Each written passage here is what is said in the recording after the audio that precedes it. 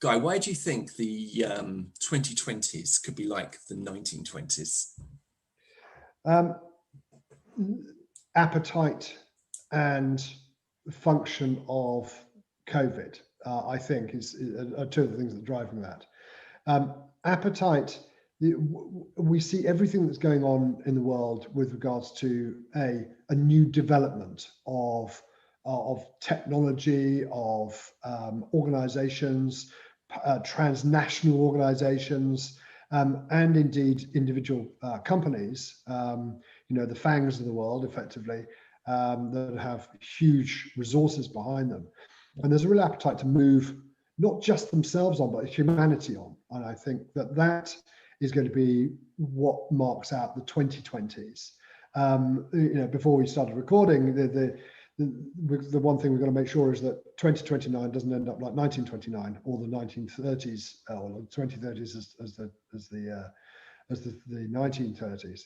But nevertheless, I think that there is pent up demand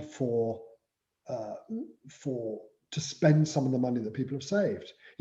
I recognize that a lot of places around the world are still right at the peak of the COVID outbreak, and thoughts and prayers with India particularly. We have a lot of colleagues and their families who are directly affected by COVID still in India.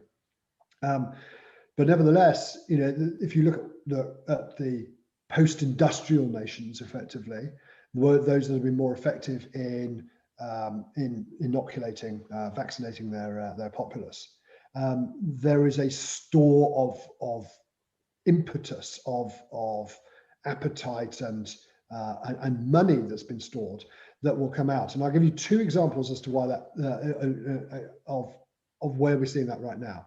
So one is Rolls-Royce. So Rolls-Royce Motor Cars pretty much has never made any money.